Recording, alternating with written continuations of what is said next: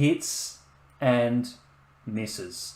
Now, you might have seen, Taz, we've been doing a little something on the YouTube the last couple of weeks, a little bit of audience interaction, and it's picking up a little bit of steam. It is, yeah, absolutely. Yeah. Sorry. You right, mate? My voice just going there. It's been great. Yeah. I mean, the hits and miss this week. I mean, it's pretty easy with a hit this week.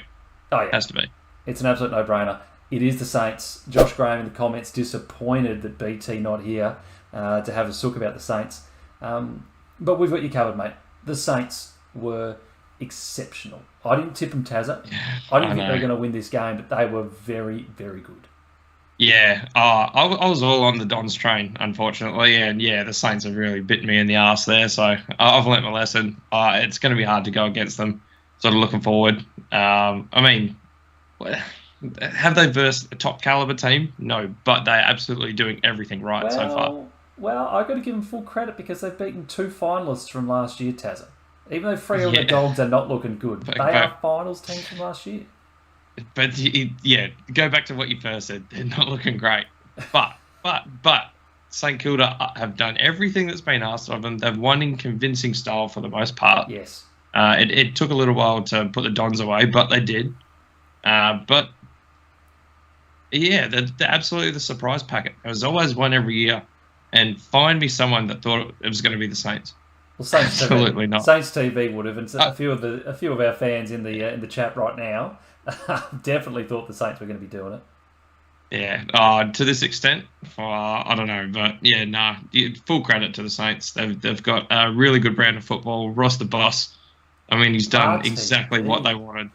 Look, let's talk about Ross because the haters, us included, we are wide open to criticism here and looking forward to taking it.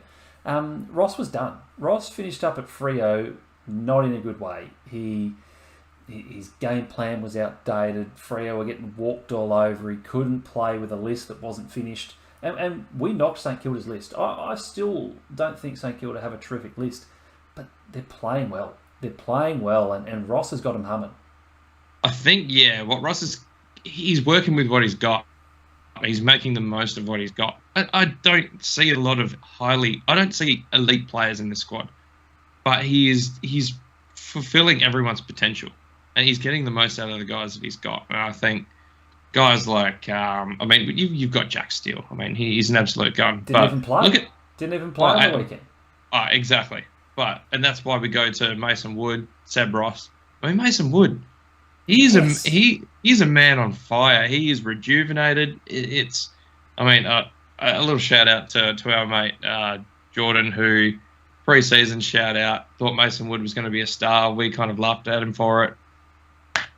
Bang! Here he goes. He's on top of the world, and I mean that's exactly what Ross is doing. He's getting the most out of these probably underrated or these much maligned players, and they're firing. Look, Mason Wood would be in the All-Australian team right now if we were picking it, because the All-Australians selectors, they don't pick wingmen. But Wood, 23 posies a game. He's top 5 in the comp for midfielders, for rebounds from the 50. He's the number 1 in the AFL for effective kicks. He is playing terrific footy. Might not play next week, though. Facing the tribunal. They're going to challenge it, though, Tazza, which is good. Yeah. I really hope they challenge it. They need him. Given what he's done, and I think he'll play. Surely he plays. Mason bloody Wood, says Cobloaf in the chat, and Chat BT is online. Our man not able to be on the call tonight, but is in the chat, and he's licking his wounds. So if you are in the chat, get stuck into BT. He's watching along with us. I want to chat about the Saints' defence. And in particular, Callum Wilkie, Tazza. He's a man that I had a lot of love for last year. You boys didn't, but he's looking pretty good. Yeah. No, you've been vindicated. Absolutely. He's been great. And was it the smoky All-Australian call that you had? Was that why we gave you so much crap? I had him in my mid-year All-Australian team last year, and I was laughed at by you boys. This man is on fire right now, and he's just continuing on where he left off last year.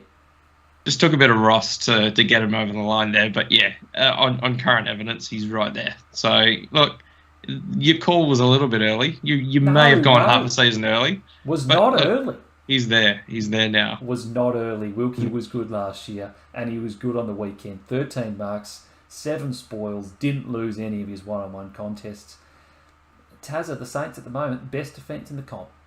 55 points a game. By a mile.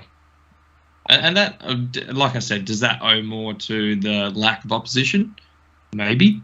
Maybe they've had a nice draw to start the season. And like you said, yeah, Bulldogs, Freo. I don't want to bash the Saints here because credit where credit's due. And I've said that, but let's see what the next few weeks bring. I don't think they're the all-conquering, but they're absolutely much improved. Yeah, they are. Quick one as well from the chat. Let's talk about the Scud. Philippoussis. He's looking good. He's looking exciting. Not good for AFL fantasy players, but he is certainly a player for the future for the Saints, Taylor.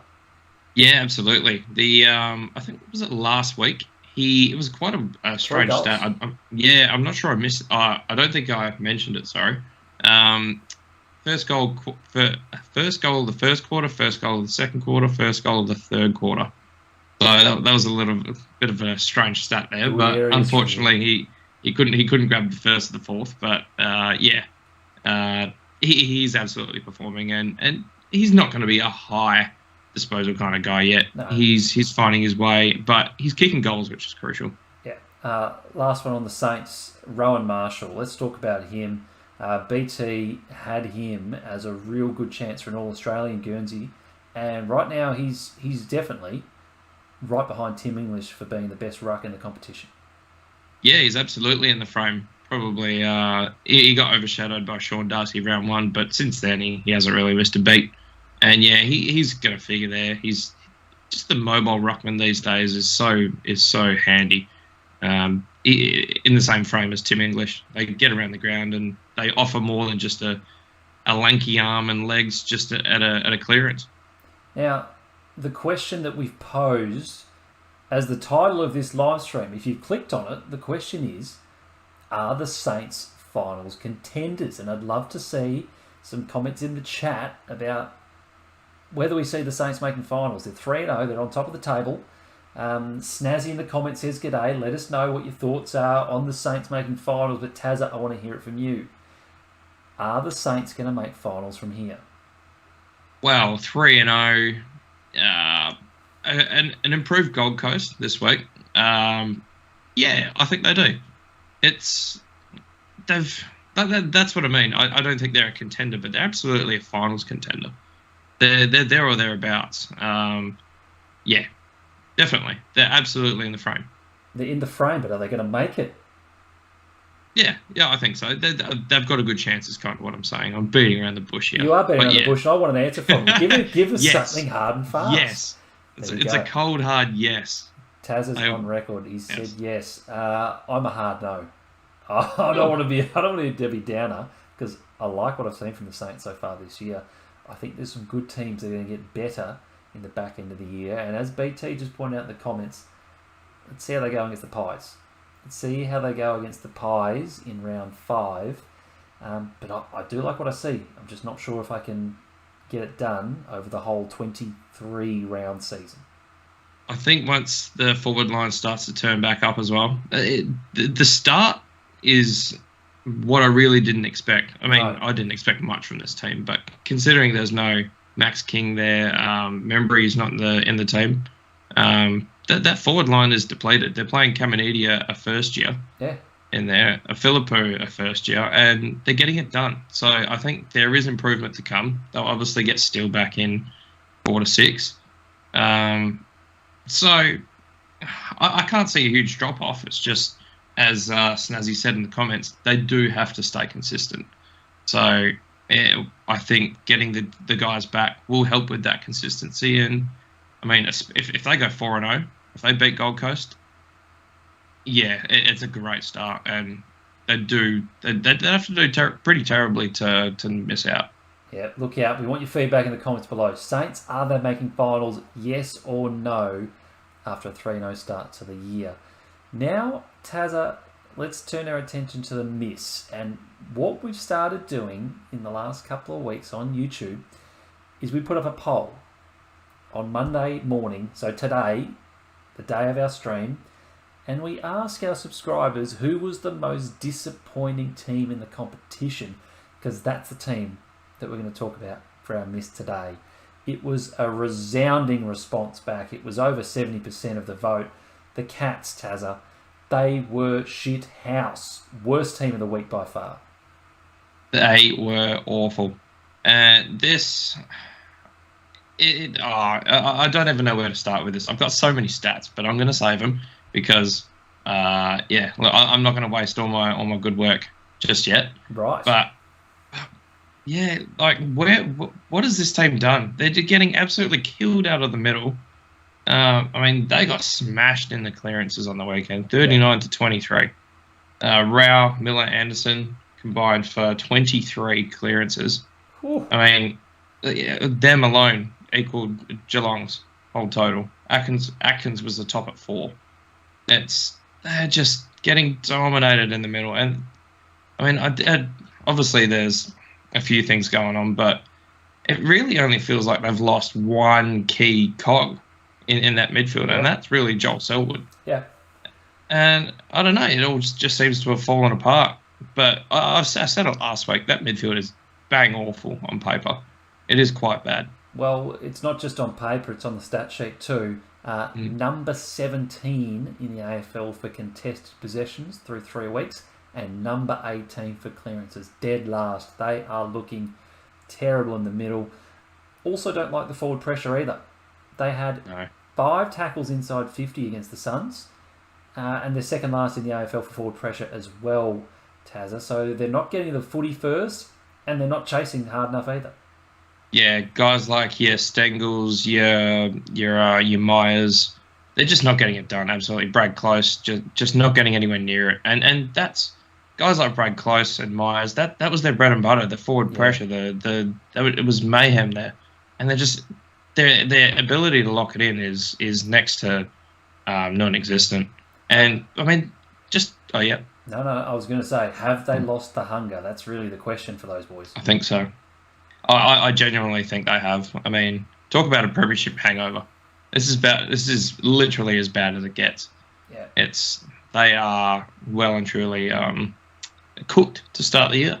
Yeah, well, BT's gone with that in the comments. Definition of a premiership hangover. Some of the other people in the comments, Cobloaf Record says there's a deep heat shortage in the Geelong. The oldies look tired and slow. Hard to disagree with that. Snazzy saying they look garbage without Jeremy Cameron.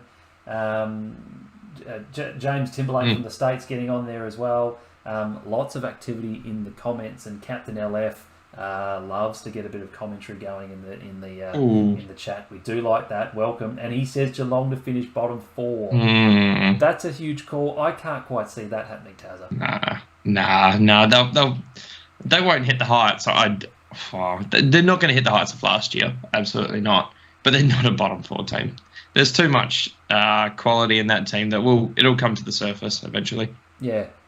So not a bottom 4 team, but I'll ask you the same question that we asked about the Saints. Can Geelong make the finals? Now, bear in mind, here at Stat Chat Sports, we did our collective rankings. We had the Cats finishing on top, and that was squarely because of you. Because of me. Squarely because of you and your rankings. So you're big on the Cats.